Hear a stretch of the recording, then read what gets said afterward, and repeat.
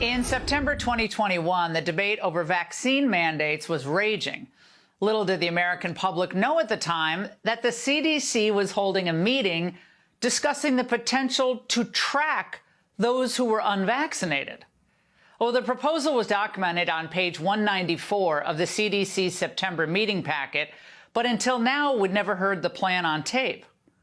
Well, meet a little-known figure, CDC Dr. David Bergland. There has been interest expressed in being able to track people who are not immunized or who are only partially immunized. And at the current time, there can be considered to be a significant modifiable risk factor for morbidity and for mortality.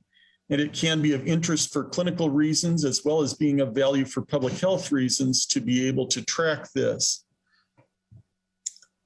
NCHS is therefore proposing creation of codes related to people being unvaccinated for COVID-19 and for being partially vaccinated for COVID-19.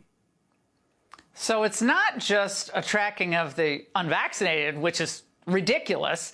If you thought getting one or even two shots was going to shield you from being surveilled or tracked, medical big brother looking over your shoulder, you were wrong.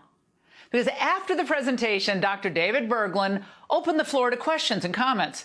He was asked if those who had previously had COVID and therefore are rejecting the vaccine, whether they could avoid the unvaccinated code they were assigned.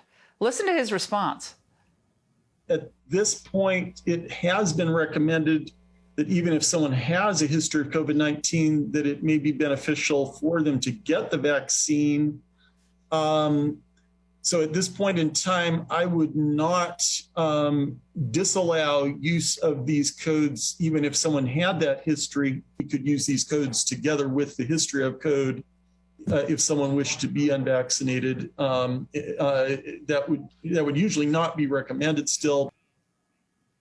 Now, this was just a plan back in September of 2021, but boy, did they move fast. These codes were actually approved just 2 months later and went into effect in April of 2022. Now, we reached out to the CDC to get a better understanding on how this works, why they're doing it, to allay any concerns over this tracking tool. Well, we're still awaiting the CDC's response. We'll bring it to you when they get back to us. And those aren't the only public health control freaks who've been unmasked. Interesting new information emerged this week about another meeting, just 1 month after the one we just discussed, this time among government experts on the topic of natural immunity. In October 2021, 4 of the highest-ranking U.S. health officials, including Fauci, met in secret to discuss whether or not naturally immune people should be exempt from getting COVID-19 vaccines.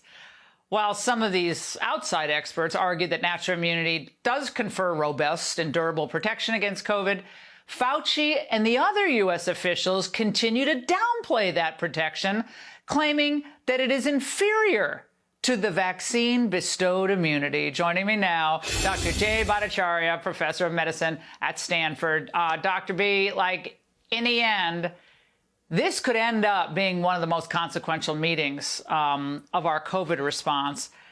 And, of course, the public knew nothing about this. Your reaction tonight?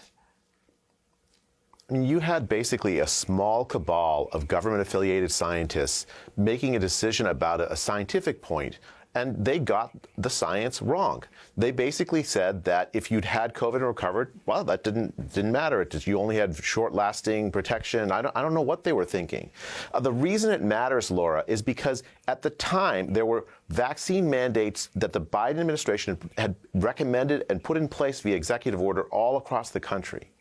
A lot of people, including a lot of nurses who'd had COVID and recovered, didn't want the vaccine. They lost their jobs because a small cabal of government-affiliated scientists got the science wrong.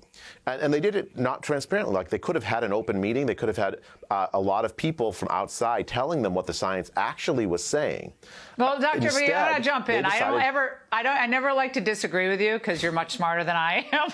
But you're being, in my view, overly charitable here. Do you really think Anthony Fauci and these other triple PhD research scientists didn't know the basics of natural immunity and against an experimental mRNA shot? They had no clue that it was more durable? Really? I mean, it's hard to get in their minds exactly. I have to just take seriously what they say.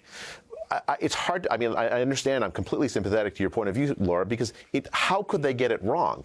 Right. But they did get it wrong over and over and over again. And, you know, it's one of these things where, like, if you tell yourself something, you're an expert, I am the science, and then all of a sudden you block yourself from being criticized by others. Very often you land in like very bad places, completely incorrect conclusions. And I think that is what happened here. It's a matter of groupthink at the very highest levels of American bureaucracies. And Dr. B, really quickly on this tracking of the unvaccinated by those codes that they want to put, I guess, in your permanent medical files across multiple hospital groups and so forth. Any concerns about that? I mean, you could make a case for it. You say, okay, it's clinically you need to know if they're vaccinated or unvaccinated if you're treated, but they're using it for public health purposes. The CDC needs to clarify what they had in mind when they put these ICD-10 codes in place. Did they actually use it to differentiate? Did they use it to get people fired, or did they actually just use it for clinical purposes? I think that distinction needs to get made. Okay, Dr. Bhattacharya, great to see you. Thanks so much.